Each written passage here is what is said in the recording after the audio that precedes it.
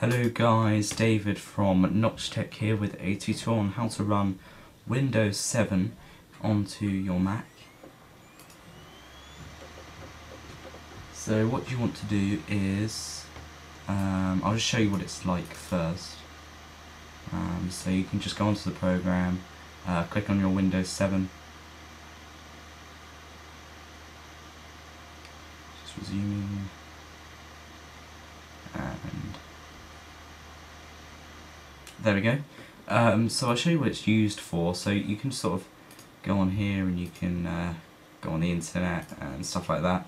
But mainly what it's used for is converting programs that you can't use on Mac. So I would use it for my video editing because I can't run Sony Vegas onto a Mac. So if I just show you really quickly, let's go to the Vegas.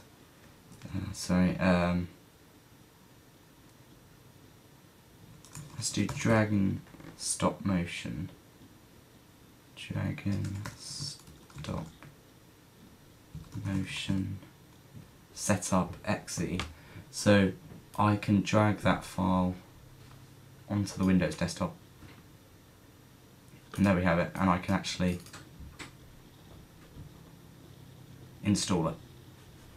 So it's super easy. You can actually run Mac on Windows if you really want. I wouldn't recommend it, but you can if you want. And yep, I'll show you how it's done now. So you're going to want to install a software called VMWare Fusion 4. It's £30, which isn't that much really, and it is worth it. So once you've installed that, let me just get off this really quickly.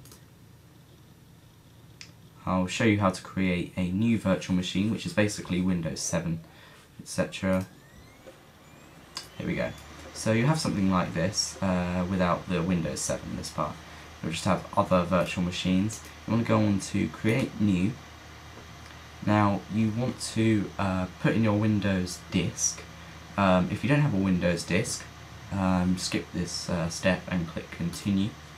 If you have a ISO image file, which is basically, let's say I had a Windows 7 disk and my friend needed Windows 7, I would put the disk onto a USB stick, and you can do that with certain softwares like Mount Me, I think, on the Mac. So that's what I have. So I'm going to go on to choose disk or image, and I'm going to go on to this one, which is, I don't know why he named it that, it's quite a long name, and I'm going to click Continue. So select the operating system you will install in this virtual machine.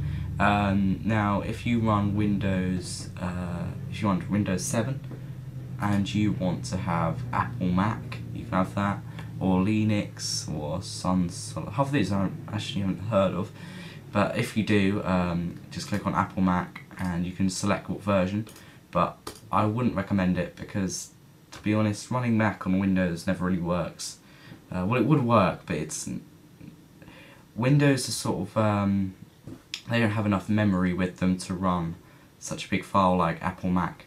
So if I'm going to choose Microsoft Windows, and you can choose which one you want. I'm going to go for Windows 7 64-bit, and then click Continue. Now I'll go through these really quickly. Memory, only 1 GB. Now that, I don't think even netbooks have that now. That is just extremely small. So you're not really going to get much memory out of the Windows 7, and unfortunately you can't actually change that, which is very annoying. Disk size, yeah, that's okay, I guess. And you can customize the settings if you want, like what you want it to be called when you add it to your library, which is over here. I don't really care. I'm just gonna call it. Actually, I'll call it Windows 7 Notch Tech, and click Save. There we go. And you can change the display or the processors or printer and all, but I won't do that right now. And you just click the play button. Now what's it going to do now is it's going to set it up just like you're running Windows normally. It will download all the files and everything. That's going to take a while, like half an hour to an hour. So I'm going to leave that out for now. I'm going to show you what it's going to be like after you install it. If I actually have this one, this is what it will look like when you're installing, just like it is when you're reinstalling Windows generally. There we go. So that will work out for about half an hour to 45 minutes. It doesn't take long at all really if you think about it. It's running a whole new thing onto your computer. So this is basically what it's like when you have it, like I showed you earlier. And there we are. That is how to run Windows 7 onto your Mac. You can now drag stuff onto it. I'll just drag this video onto it to show you.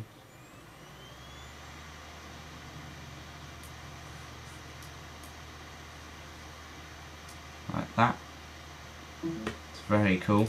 Only thing is, which is annoying, if you chose isolated, sorry I forgot to tell you this, if you chose isolated onto your, when you're installing the virtual machine, you can't actually drag files off the virtual machine onto your Mac. You can only do it the other way, which is dragging Mac onto Windows, not Windows onto Mac. If you choose seamless, I've never actually tried it, but I believe you can then take pictures and put it onto your Mac or files or whatever. But yeah, that's basically it for this tutorial. Please comment if you have any questions whatsoever. Link in description to download the VMware Fusion. It is really cool, really easy. It's a lifetime subscription to them and you get updates and stuff like that. And yeah, that's basically it. So, yeah, thank you for watching and goodbye.